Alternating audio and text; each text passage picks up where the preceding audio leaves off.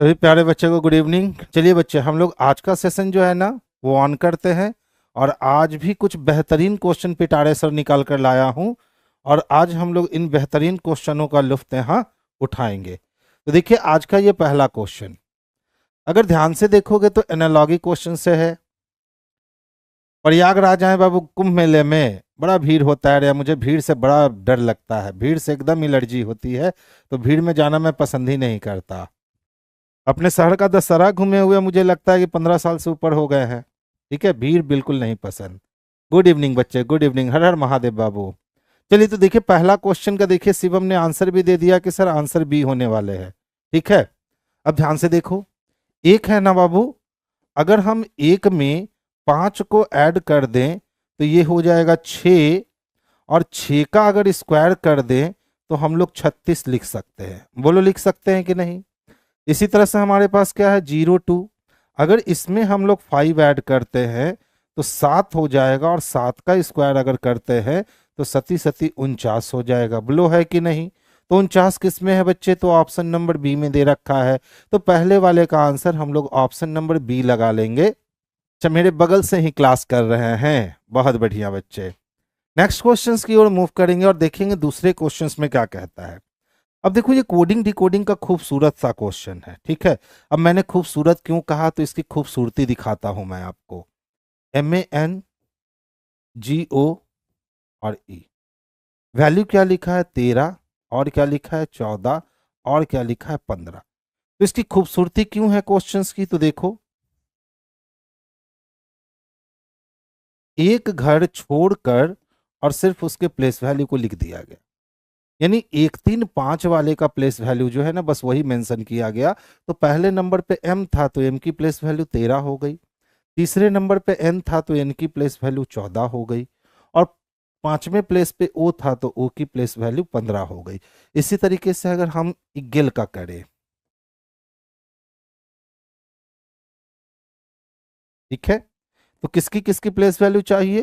तो पहले की, तीसरे की और पांचवी की। तो ई की प्लेस वैल्यू 5, जी की प्लेस वैल्यू 7 और फिर से ई की प्लेस वैल्यू 5। यानी 7 5 7 चाहिए, 5 7 5 चाहिए।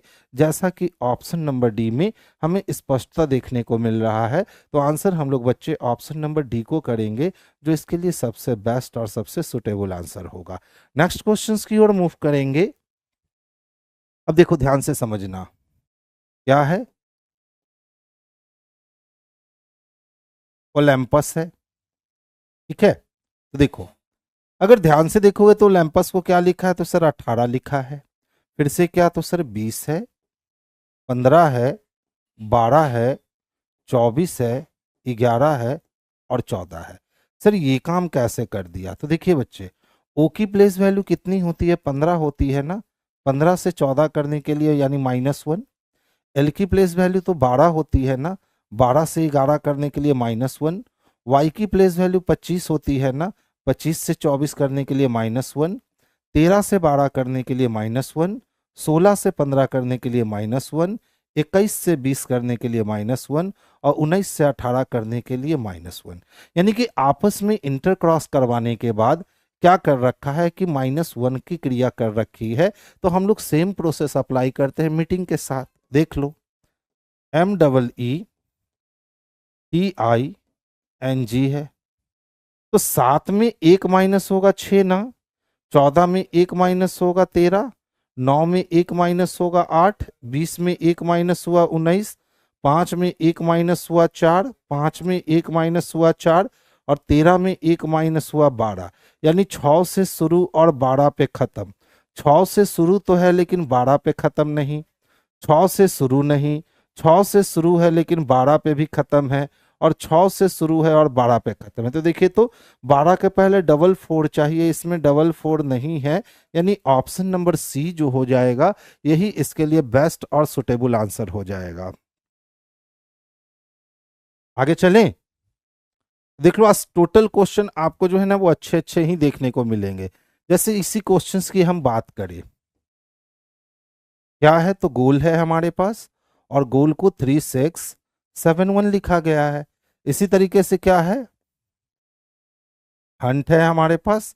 हंट को 85 लिखा गया है। तो देखिए कोडिंग डिकोडिंग की एक रूल होती है, और कोडिंग डिकोडिंग की रूल क्या होती है कि जब कुछ भी एलिमेंट कॉमन ना मिले, जब कुछ भी एलिमेंट कॉमन ना मिले तो काम कुछ नहीं करते हैं, बस प्लेस के अकॉर्डिंग रन करवा देते हैं। तो देखिए किसके लिए चाहिए, तो हैंग के लिए चाहिए।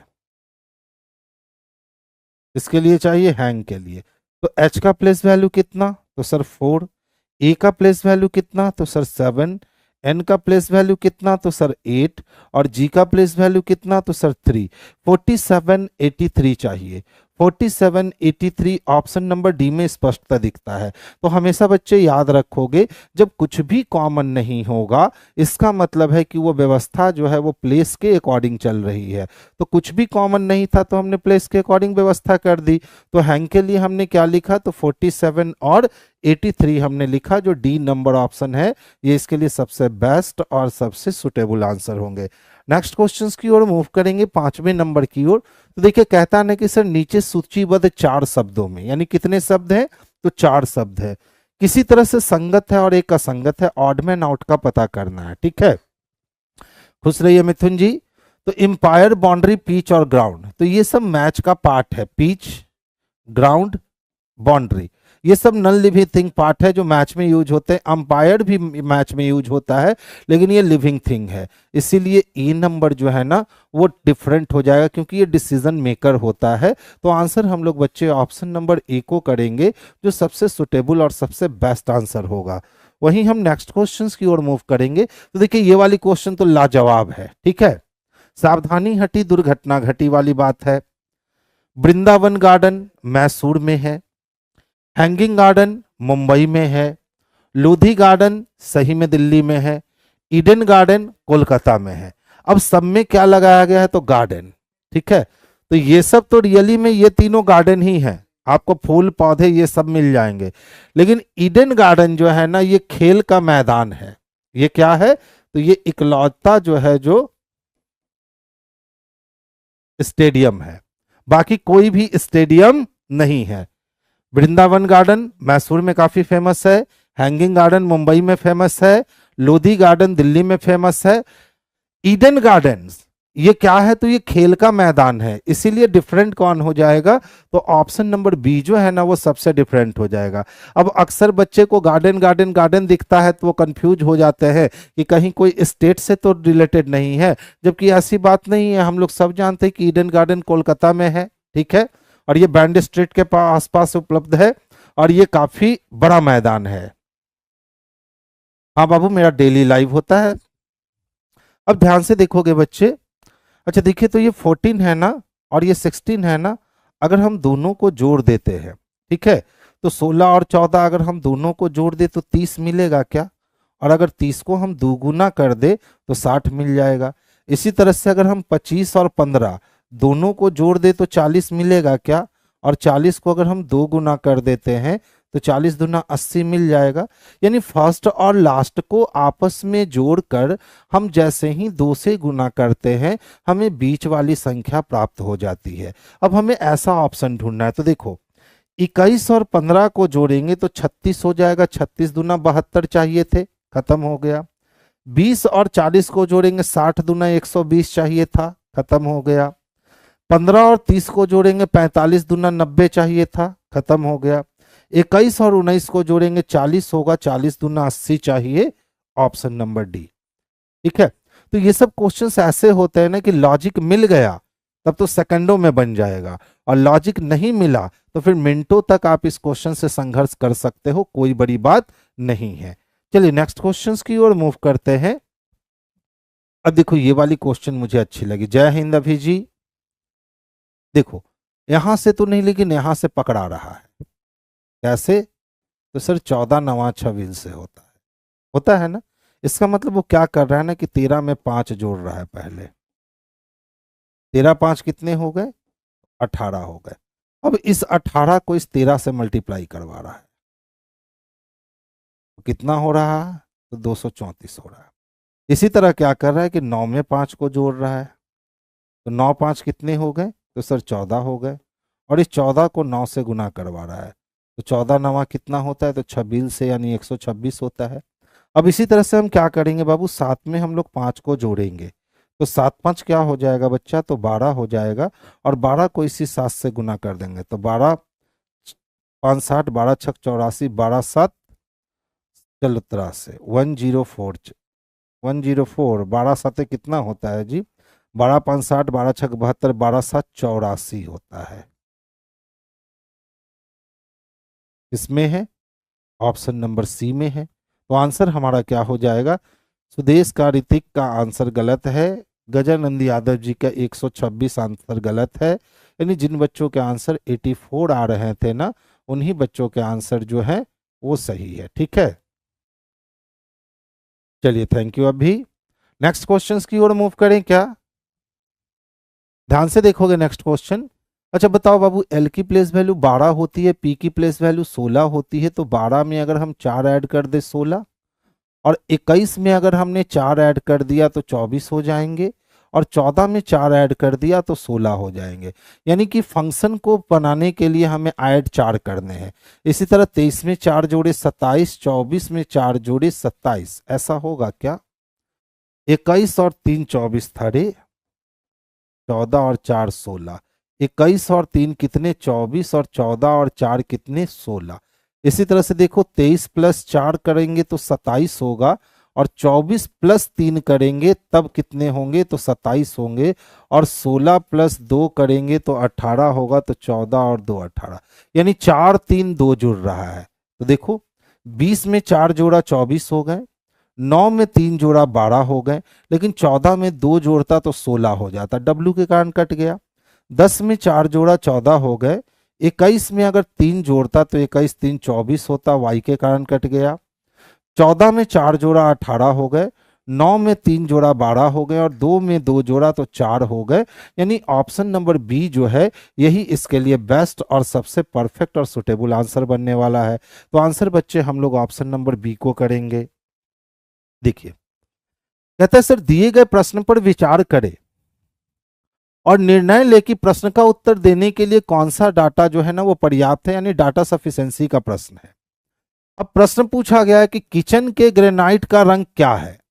ठीक है, पहला डाटा ने कहा ग्रेनाइट का रंग दीवार का रंग है, तो जब तक हमें दीवार का रंग मालूम नहीं चल जाएगा तब तक हमें ग्रेनाइट का रंग मालूम नहीं चलेगा। यानी हम कह सकते हैं सर, डाटा एक की मदद से आप निकाल ही नहीं सकते हो, क्योंकि दीवार पे कौन सा रंग लगा हुआ इसकी चर्चा नहीं करी गई है। दूसरा कहता है ग्रेनाइट का रंग बहुत चमकीला है, तो बहुत सारे रंग में चमक होती है, तो दूसरे डाटा से भी हम प्रूफ नहीं कर सकते हैं कि ग्रेनाइट का कलर क्या है। अगर हमने एक और दो दोनों को एक साथ मिला भी दिया तब भी हम ग्रेनाइट का कलर पता कर ही नहीं सकते हैं। यानी ना तो एक अनुसरण करता है, ना तो दो अनुसरण करता है, और ना ही दोनों मिलकर अनुसरण करता है। तो देखिए तो क्या कहता है, दिए गए प्रश्न का उत्तर देने के लिए एक और दो पर्याप्त हैं, दिए गए प्रश्न का उत्तर देने के लिए अकेला एक पर्याप्त है, दिए गए प्रश्न का उत्तर देने के लिए ना तो एक ना ही दो पर्याप्त है। यानी ऑप्शन नंबर सी इसके लिए सबसे बेस्ट और सबसे सुटेबल आंसर होने वाला है। नेक्स्ट देखो, फिर से पूछ रहा है कि सर फिर से हमने आपको दो डाटा दिया है, यानी फिर से वो चाहता है कि आप डाटा सफिशिएंसी ही बना कर दो। तो ध्यान से देखो क्या कहता है, एक्स और वाई में कौन जो है ना वो बेहतर डांसर है। तो दो डांसर है, एक एक्स है और एक वाई है।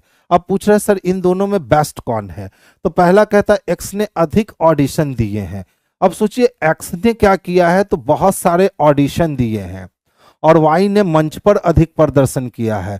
तो ऑडिशन देने वाला बेस्ट होगा कि प्रदर्शन करने वाला। तो स्वाभाविक सी बात है, जो सबसे ज्यादा प्रदर्शन किया है वही फास्ट होगा। इसका मतलब केवल दो पर्याप्त है कि जबकि एक अकेले पर्याप्त नहीं है। ऑप्शन नंबर सी।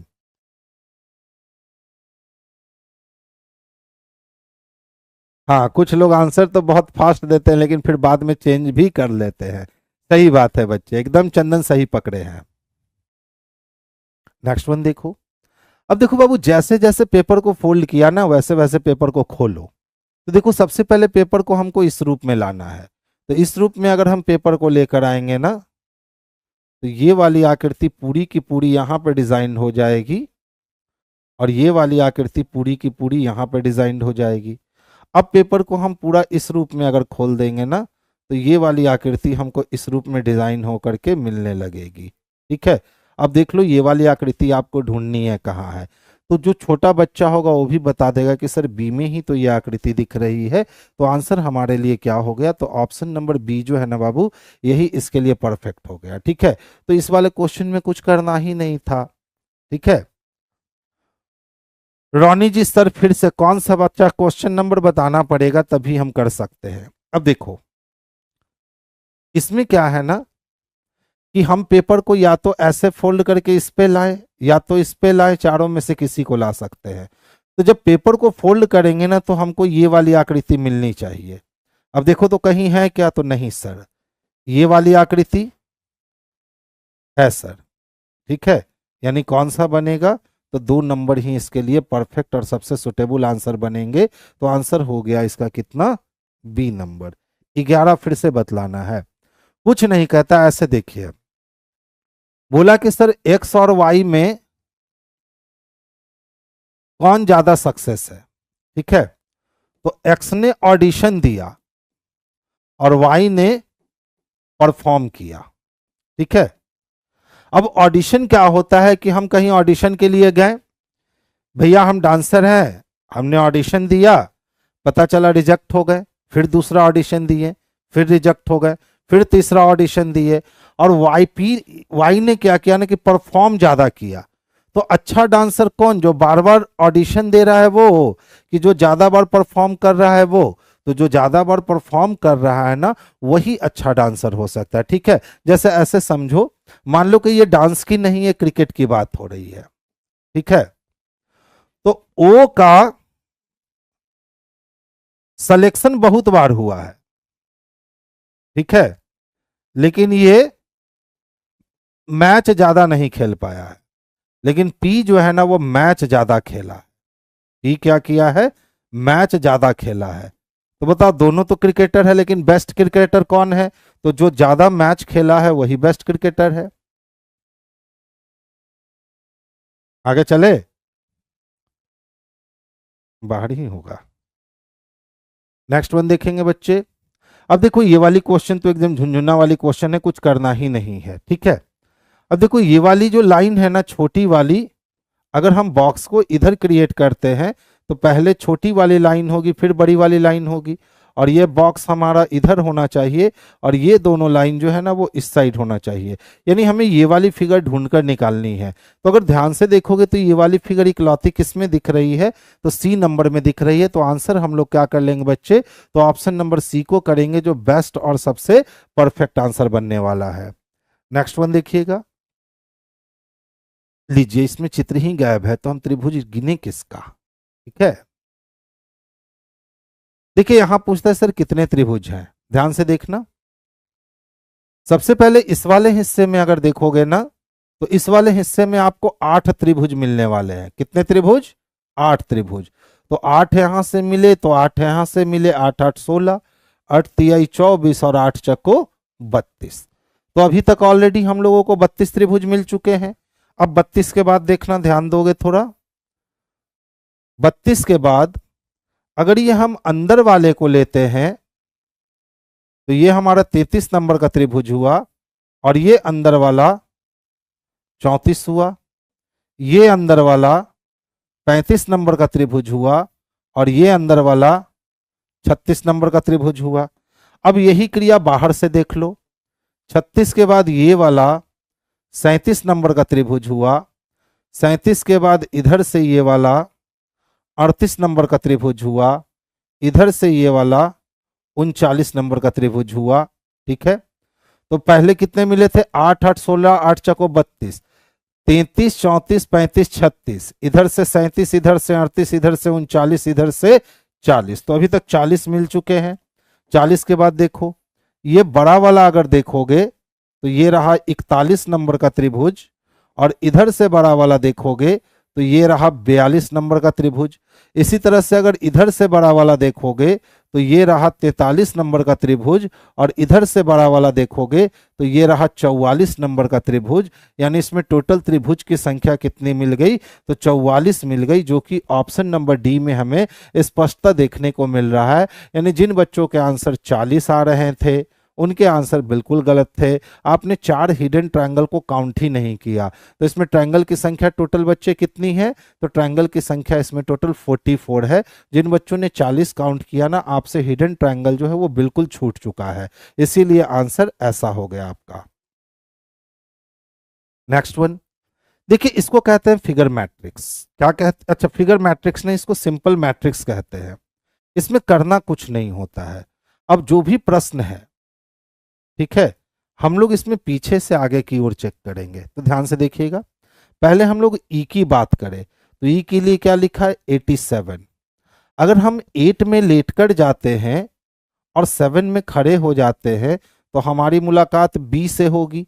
हम ढूंढ रहे थे ई को, तो 87 संभव नहीं है, तो वो पूरा ऑप्शन कट गया। अब हम ढूंढते हैं 66। अगर हम 6 में लेट कर जाते हैं और 6 में खड़े हो जाते हैं तो हमारी मुलाकात ई से होगी, ना ई से है। अब जाते हैं 55। अगर हम 55 में जाते हैं तो हमारी मुलाकात ई से होती है, बच गया। अब हम जाते हैं 88। अगर हम 88 में जाते हैं तो हमारी मुलाकात ई से होती है। यानी पहले में हमने सिर्फ एक ही ऑप्शंस को डिस्ट्रॉय कर पाया, बाकी जो है ना वो सारा आंसर नहीं बच्चों, उसकी कोई 16 के शॉर्ट नहीं है। अब हम लोग एल के बारे में बात करते हैं, तो एल में हमको बस 3 ही ना चेक करना होगा, 57, 86 और 96। तो देखो, तो अगर हम 57 का सफर तय करते हैं, 57 का सफर तय करते हैं तो एल मिल जाता है ना। इसी तरह से अगर हम 86 पर जाते हैं तो देखो, तो 86 पे हमें क्या मिलना है? तो सर ओ मिलना है, यानी ये वाली बात खत्म हो गई। 96 पे जाते हैं तो 96 पे अगर हम जाते हैं तो क्या मिलनी है? तो सर एल मिलनी है, 2 बच गया। अब तीसरे नंबर पे हम किसको चेक करेंगे? तो बी को चेक करेंगे। तो बी के लिए तो हमें 2 ही चीज चेक करने होंगे, 87 और 98। तो देखो, अगर हम 87 पर जाते हैं तो हमें बी से मुलाकात होगी, ठीक है। और अगर हम 97 पे जाते हैं, किस पे? 98 पे जाते हैं, तो 98 पे भी हमारी मुलाकात किससे होगी? बी से, यानी दोनों बच गया। अब हम किसको चेक करने वाले हैं? तो सर आर को चेक करेंगे। तो आर के लिए क्या लिख सकते हैं?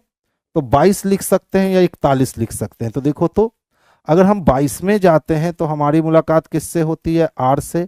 और अगर हम 41 में जाते हैं तो 41 में हमारी मुलाकात किससे होती है? एस से। यानी ये वाली ऑप्शन कैंसिल हो जाती है और ऑप्शन नंबर बी जो है ना, यही इसके लिए सबसे बेस्ट और सबसे परफेक्ट आंसर बन जाता है। तो इसी को क्या कहते हैं बच्चे? मैट्रिक्स कहते हैं। तो हमेशा मैट्रिक्स जब भी आए ना, तो कोशिश करना पीछे से आगे की ओर बनाने के लिए, और एक एलिमेंट को पकड़ना तो ऊपर से नीचे तक चारों ऑप्शन में चेक कर देना। तो इससे आप इसको फास्ट बना सकते हो, 10 से 15 सेकंड कम समय में आपको ये बन जाएगा। अगर सिंगल सिंगल ऑप्शन लेकर के बनाओगे तो ये समय ज़्यादा ले लेता है। तो एक ही बार टोटल ऑप्शंस पे काम करना, आपके लिए आंसर सही हो जाएगा।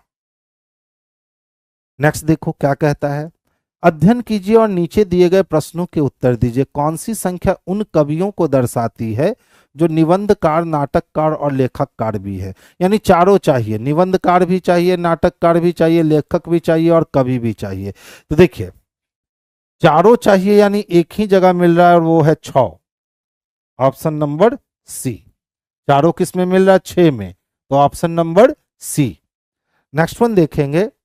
अब कहता है कौन सी संख्या उन नाटककारों को दर्शाती है जो निबंधकार नहीं है? तो हमको नाटककार चाहिए लेकिन निबंधकार नहीं चाहिए। निबंधकार कौन है? वृत्त, यानी हमको वृत्त में नहीं चाहिए, लेकिन हमको क्या चाहिए? तो नाटककार चाहिए। तो देखिए, नाटककार क्या है? तो छोटी त्रिभुज, छोटी त्रिभुज चाहिए लेकिन सर्किल नहीं चाहिए। तो छोटी त्रिभुज में तो 6 और 8 दोनों है, तो 6 सर्किल में आ गया, तो बचा कौन? 8। तो इसका आंसर हो जाएगा ऑप्शन नंबर ए। एक ही क्वेश्चन से 3 क्वेश्चन निकला है। कहता है कौन सी संख्या उन कवियों को दर्शाती है जो निबंधकार भी हैं किंतु लेखाकार अथवा नाटककार नहीं है?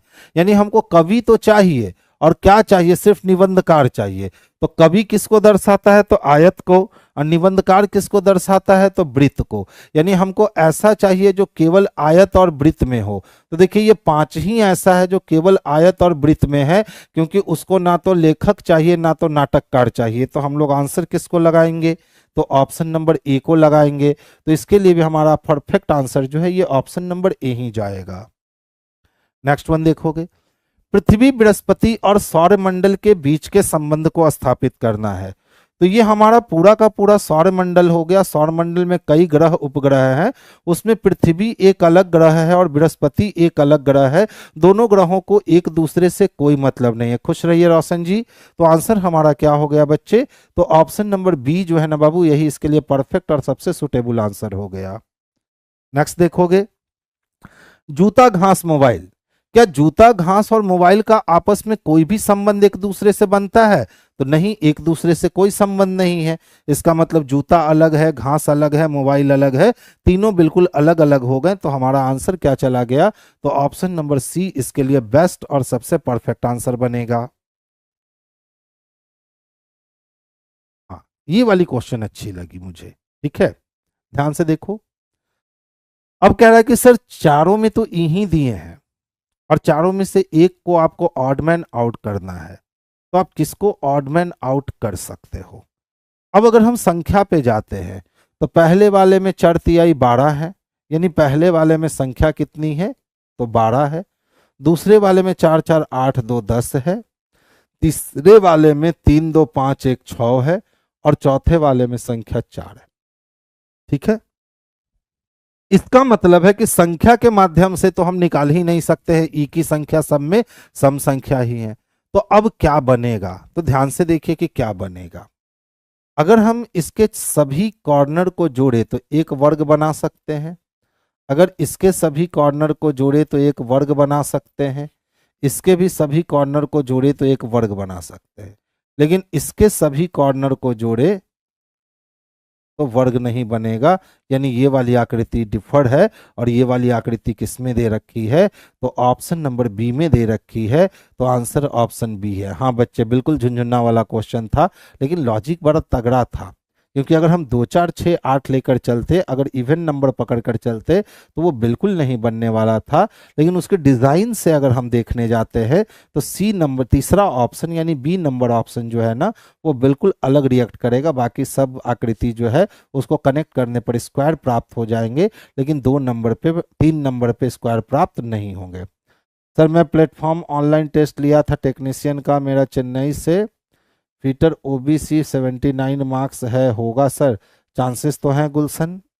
ठीक है, अभी तो रॉ मार्क्स ही आई है ना। अब देखो पूछता है ना सर, दिए गए आरेख में कितने त्रिभुज है? ध्यान से देखना, त्रिभुज काउंट कर रहा हूं मैं। पहले छोटे वाले को काउंट कर लो। तो देखो यहां से हमें कितने मिलेंगे? तो सर 3 मिलेंगे। और यहां से भी कितने मिलेंगे? तो सर 3 मिलेंगे। तो 3 3 कितने हो गए? 6। 6 के बाद अगर इस दोनों को मिला देंगे तो एक बड़ा वाला 6 1 7 हो गया। 7 के बाद अगर हम ध्यान से देखें तो एक त्रिभुज मुझे ये मिलेगा यानी 8, और एक त्रिभुज मुझे ये मिलेगा यानी 9।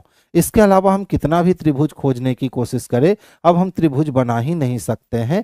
यानी इसमें त्रिभुज की संख्या कितनी हो जाएगी? तो इसमें त्रिभुज की संख्या मेरे भाई 9 हो जाएगी। तो आंसर हम लोग 9 लगाएंगे। देखिए कुछ बच्चे 7 लगाए हैं, 7 तो सिर्फ छोटे वाले में ही मिल गया जी बच्चा। देखो 7 तो सिर्फ हमको इसी वाले में मिल गया। जब हम ये वाला फिगर बनाए ना, तो यही हमें 7 त्रिभुज मिल गया। 3 मुझे यहां से मिल गए, 1 2 और ये पूरा मिलके 3, और फिर 1 2 और ये पूरा मिलके 3, तो 3 3 6, और एक ये बड़ा वाला, तो 7 तो मुझे बच्चा यहीं से मिल गया। अब अगर हम यहाँ पे एक लाइन और बढ़ा दें तो ये मेरा 8वां नंबर त्रिभुज हुआ और ये मेरा 9वां नंबर त्रिभुज हुआ। तो टोटल त्रिभुज कितने मिलेंगे? तो टोटल त्रिभुज बाबू 9 मिलेंगे। एकदम आसानी से काउंटेबल था। ठीक है, अब देखो ये तो है ना एकदम झुंझुन्ना वाला क्वेश्चन, एकदम बगुआ का झुंझुन्ना की तरह बच जाएगा। दर्पण छवि चाहिए तो वाई पे खत्म हुआ है तो वाई से ही शुरू होगा, खत्म हो गया। अब आर अपना रिएक्शन चेंज करके इस तरह से रिएक्ट करेगा, सब में है। एल अपना रिएक्शन इस तरह से करेगा, तो देख लो यहाँ तीसरा लेटर ए है, खत्म हो गया। एल के बाद ए जो है ना वो सेम ही रहेगा, तो सब में है। भी जो है वो सेम रहेगा। अब देख लो ए के बाद आई तो नहीं ना चाहिए, तो खत्म हो गया। यानी ऑप्शन नंबर बी ही इसके लिए क्या हो गए? तो आंसर हो गए। तो आंसर किसको लगा लेंगे? Option number B. ऐसा नहीं है सुदेश, बहुत लोग आंसर लगा सकते हैं 23 नंबर क्वेश्चन। बस उनको रमा हुआ होना चाहिए। ध्यान से देखिएगा। कमरे को रोगाणु मुक्त बनाए रखने के लिए कृपया आपातकालीन वार्ड से बाहर निकालते समय वार्ड के सभी दरवाजे बंद रखें। अस्पताल के आपातकालीन वार्ड के पास मौजूद सूचना पत्र। अब सोचिए, एक सूचना पत्र लिखा गया था, और कहाँ लिखा गया था? तो हॉस्पिटल में जब हम पहुंचते हैं तो अक्सर हम लोग इमरजेंसी वार्ड का नाम सुनते हैं, जहां एकदम जो पेशेंट इमरजेंसी में होते हैं, आने जाने की स्थिति में, उनको रखा जाता है। तो इमरजेंसी के बाहर एक आपात बोर्ड लगा था, और बोर्ड पे लिखा हुआ था कि जब भी आप कमरे में आप वागमन कीजिए ना, कमरे के दरवाजे को बंद कर दीजिए। क्यों कर दीजिए? क्योंकि इसको रोगाणु मुक्त रखना है। तो कहता है सर अजम्पशन लो। तो क्या अजम्पशन ले सकते हैं? आपातकालीन वार्ड के दरवाजे को खुला छोड़ने से रोगाणु वार्ड में प्रवेश कर जाएंगे। हम बिल्कुल अजम्पशन ले सकते हैं। तभी तो हमने कहा कि भैया जब भी बाहर निकलते हो या अंदर आते हो तो दरवाजे को क्या कर दो? बंद रखो। लोगों को इस सूचना पर ध्यान देने की संभावना, अगर मुझे लगता कि लोग इस सूचना पर ध्यान नहीं देंगे तो क्या मैं कभी भी ऐसा नोटिस लिखता? तो नोटिस इसीलिए दिया जाता है ताकि लोगों को लगे कि सूचना पर ध्यान दिया जा रहा है। तो एक भी अनुसरण करने वाले हैं और दो भी अनुसरण करने वाले हैं। तो देख लो, एक और दो दोनों किसमें है बच्चे? तो एक और दो दोनों ऑप्शन सी नंबर में दिख रहा है। तो आंसर बाबू हम लोग ऑप्शन नंबर सी को करेंगे, जो इसके लिए सबसे बेस्ट और सबसे सुटेबल आंसर है।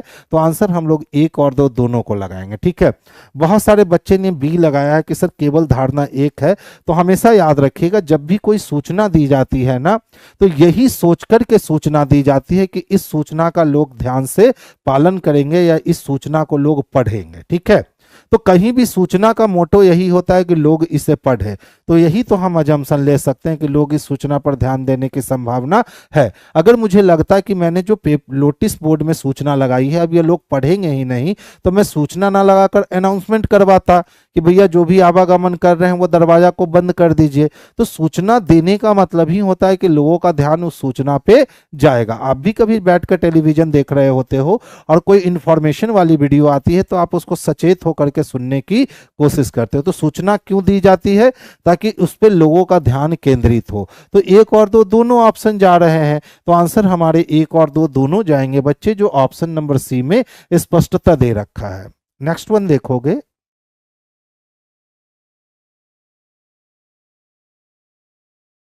देखिए तो नेक्स्ट क्या कहता है। हालांकि मुझे भारतीय फिल्में देखना पसंद नहीं है, फिर भी मैंने पीके को बेहतर पसंद किया। यानी जिस बच्चे ने ये स्टेटमेंट दिया उसको इंडियन मूवी देखना पसंद नहीं है, लेकिन जब वो पीके देखा ना, पीके मूवी है, आमिर खान की मूवी आई थी पीके, तो पीके मूवी देखा तो उसने कहा कि भैया ये मूवी तो मुझको बहुत पसंद है। अब कहता है सर धारणा लीजिए। तो पीके एक भारतीय फिल्म है, हम कह सकते हैं? पीके एक भारतीय फिल्म नहीं है, हम बिल्कुल नहीं कह सकते हैं। यानी केवल एक अनुसरण करता है, और केवल एक किस में दे रखा है? तो ऑप्शन नंबर ए में दे रखा है बंधु।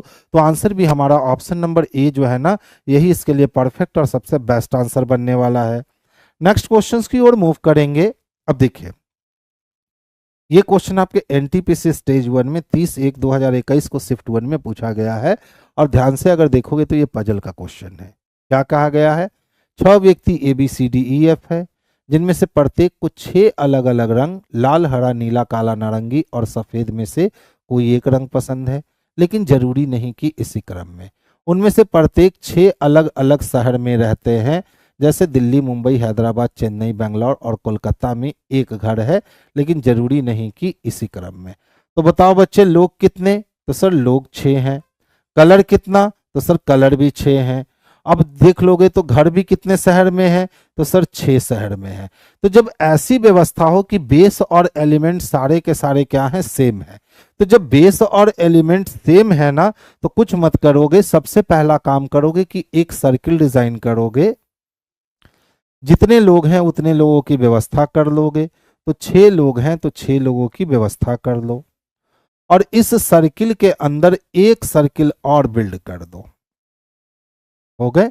अब सबके नामकरण कर दो। तो कौन कौन है? तो ए है, बी है, सी, डी, ई और एफ है। देख लो, ये वाले टाइप का पजल बनाना बेहद ही आसान होता है, और ये फॉर्मेट हम तब बनाएंगे जब तीनों चीज सेम होगा। यहां लोग भी 6 थे, कलर भी 6 थे और शहर भी 6 थे। तो तब हम ऐसा काम करेंगे, 7 लोग हैं, 7 शहर में रहता है, 7 भाषा बोलता है, सेम काम करेंगे।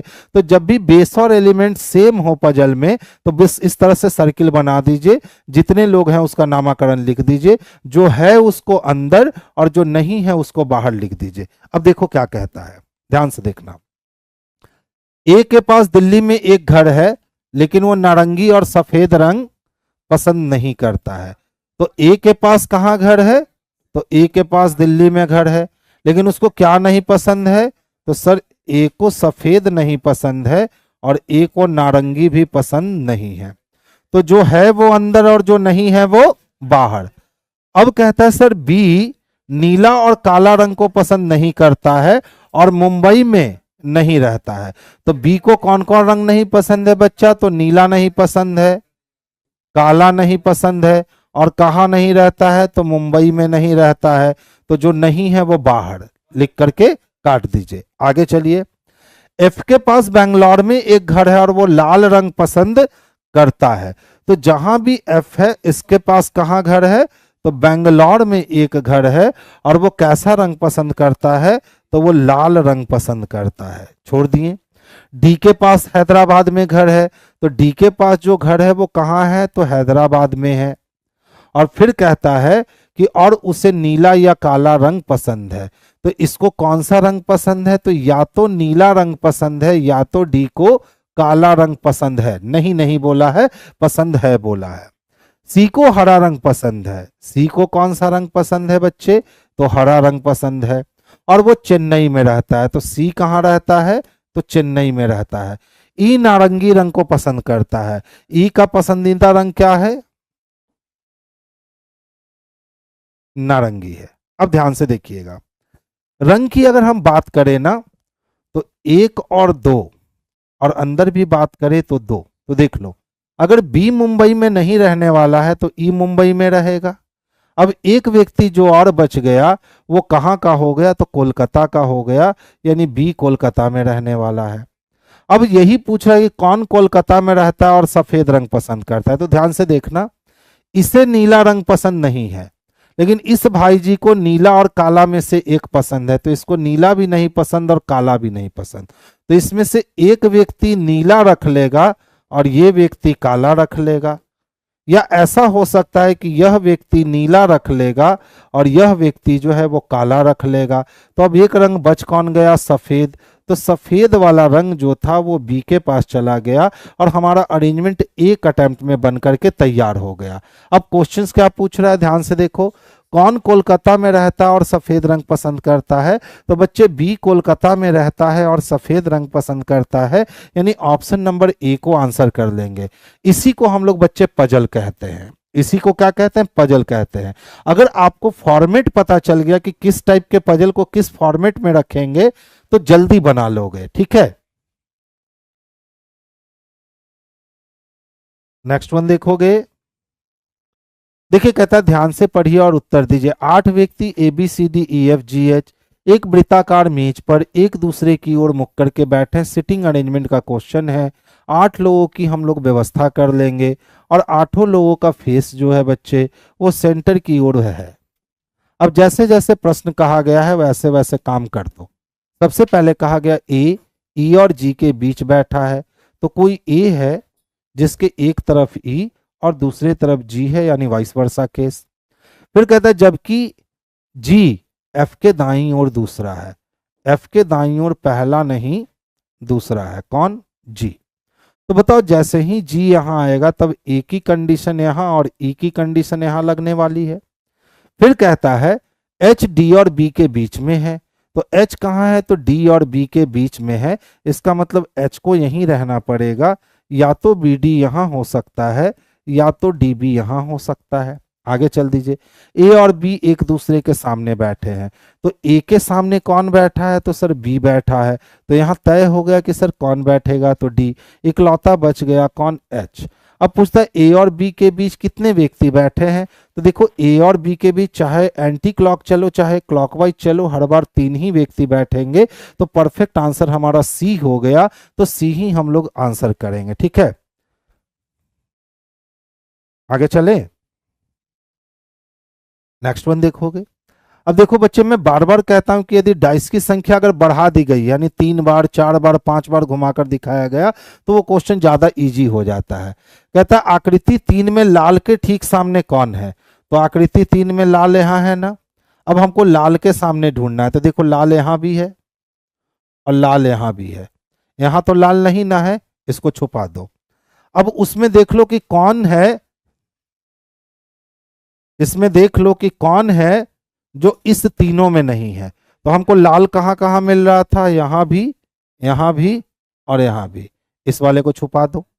अब देखो नीला, लाल के बगल में नीला है क्या कहीं? तो नहीं सर, लाल के बगल में नीला नहीं है। नारंगी, लाल के बगल में नारंगी है ना, तो ये नहीं हो सकता।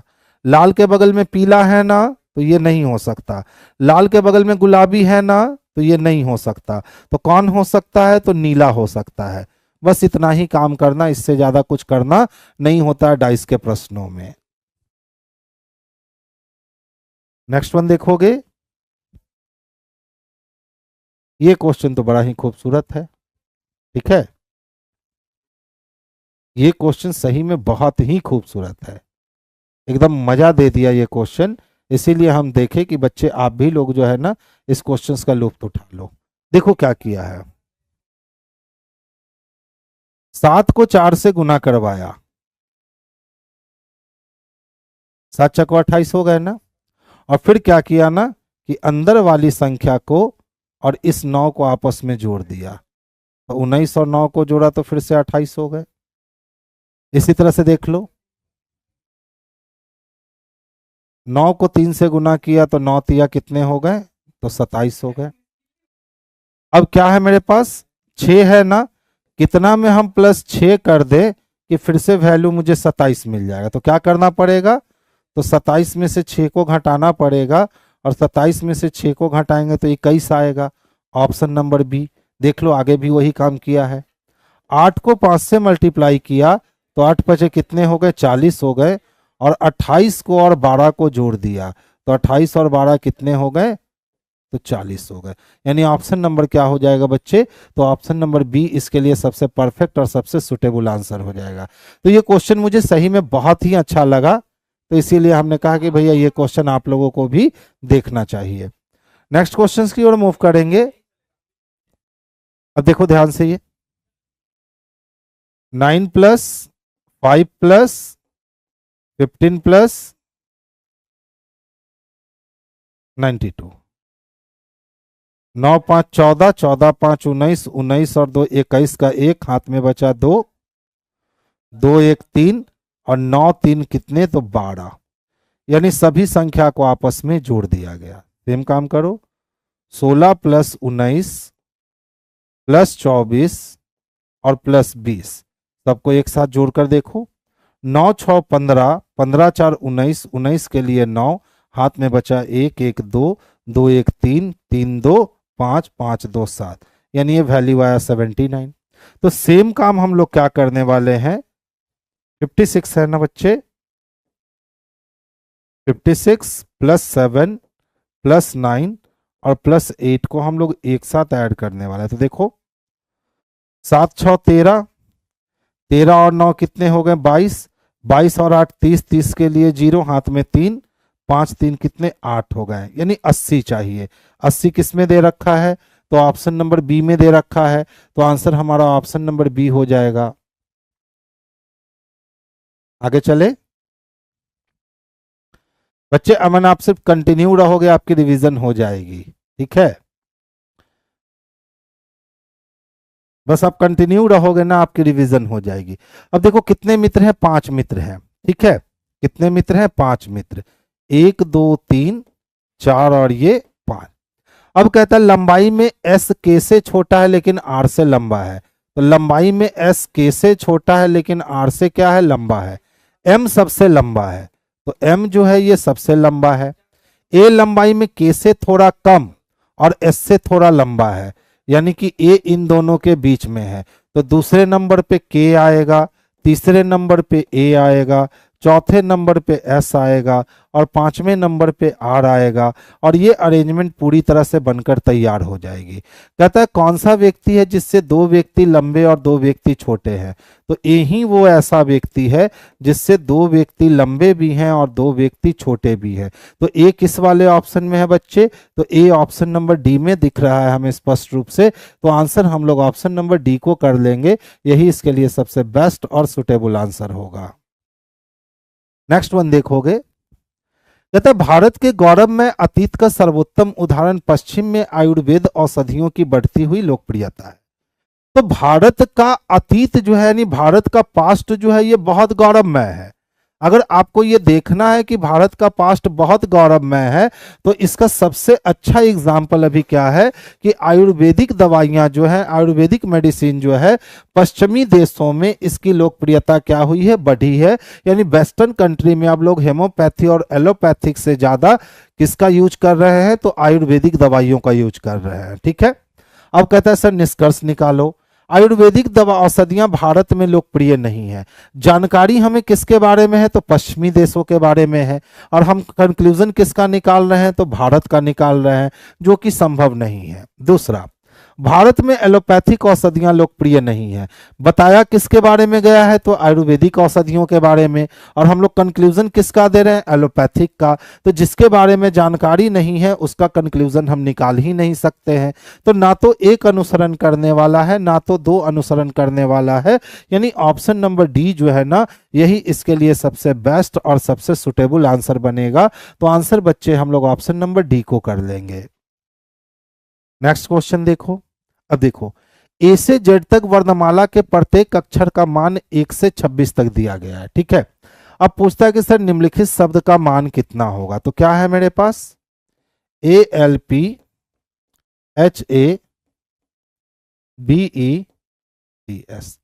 अब अगर लिखकर बनाओगे तो समय ज्यादा लगेगा, क्योंकि आप पहले क्या कर रहे हो, तो पहले आप लिख रहे हो, इसीलिए आपको समय क्या लगेगा, ज्यादा लगेगा।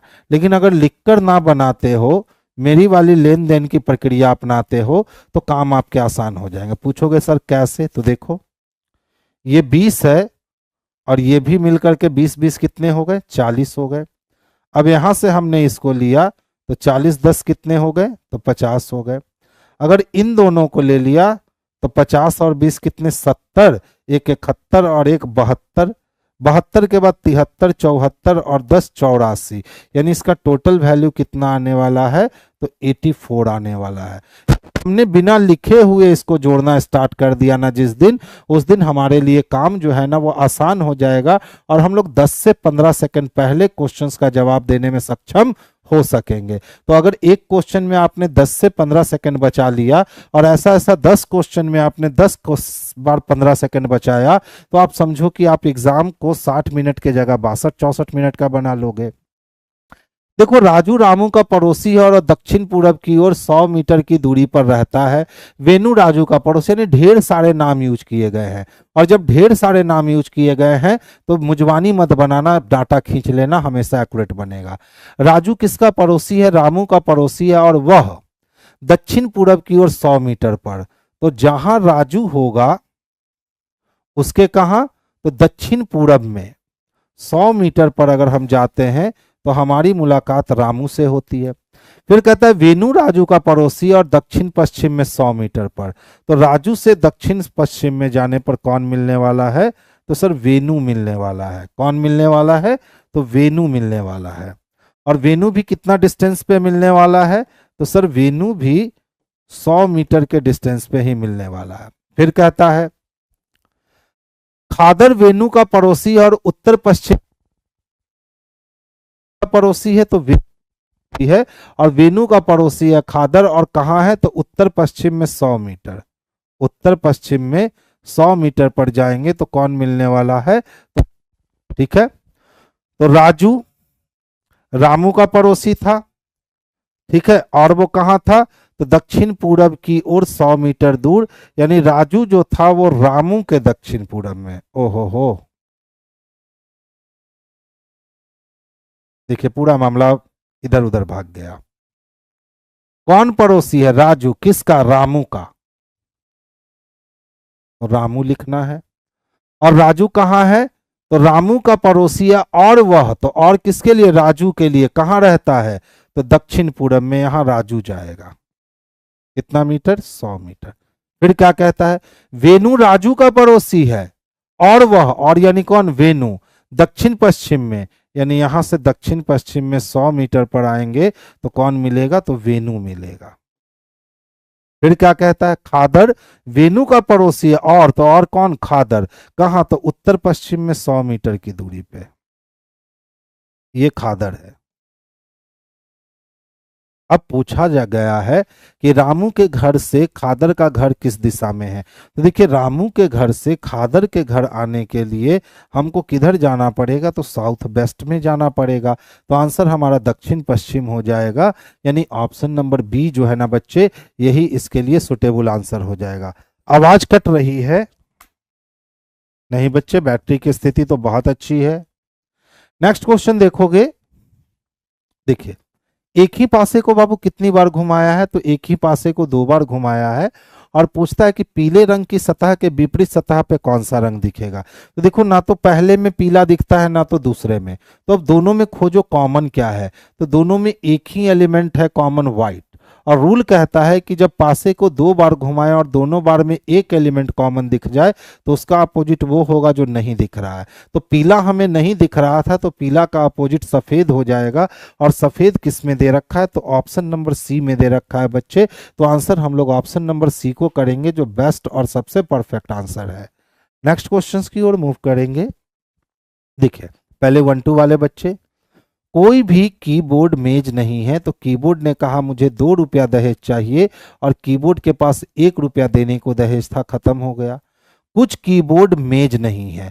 तो मेज ने कहा मुझे 2 रुपया दहेज चाहिए, मेज के पास 2 रुपया दहेज है। अलमारी 2 1 में मिलाने को तैयार है, पॉजिटिव निगेटिव निगेटिव है, यानी ये सही है। कुछ बेड अलमारी है।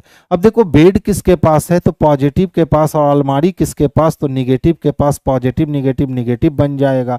अब यहाँ पे कबर्ड और मेज है, यहाँ बेड अलमारी है, तो सेम एलिमेंट है नहीं। तो केवल 2 अनुसरण करता है, और केवल 2 किस में दे रखा है? तो ऑप्शन नंबर सी में दे रखा है। तो आंसर बच्चे हम लोग ऑप्शन नंबर सी को करेंगे। अब जो बच्चे वेन डायग्राम से बनाते हैं वो बच्चे देख लोगे, जितना भी बेड था ये सभी का सभी बेड क्या था? तो सभी का सभी बेड मेज था।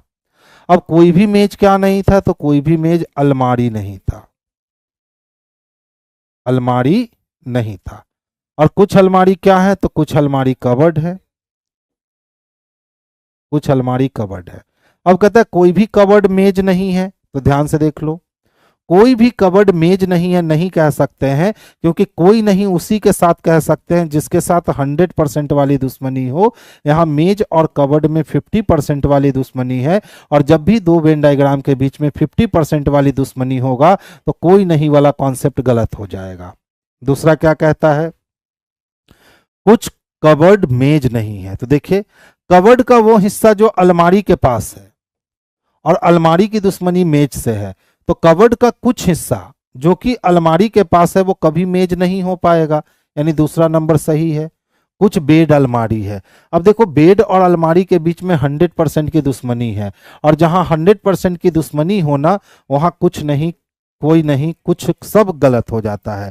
तो आंसर क्या हो गया हमारा? तो केवल 2 सही है, और केवल 2 किस में है? तो ऑप्शन नंबर सी में है। ठीक है बाबू, ये 2 लिखा हुआ है।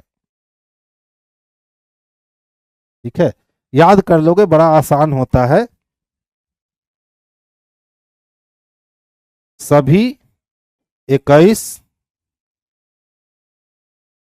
कोई नहीं 22, कुछ 11, कुछ नहीं 12। सबसे पहले वो सीखने के लिए आपको ये वैल्यू एकदम याद कर लेना पड़ेगा। कुछ कितना?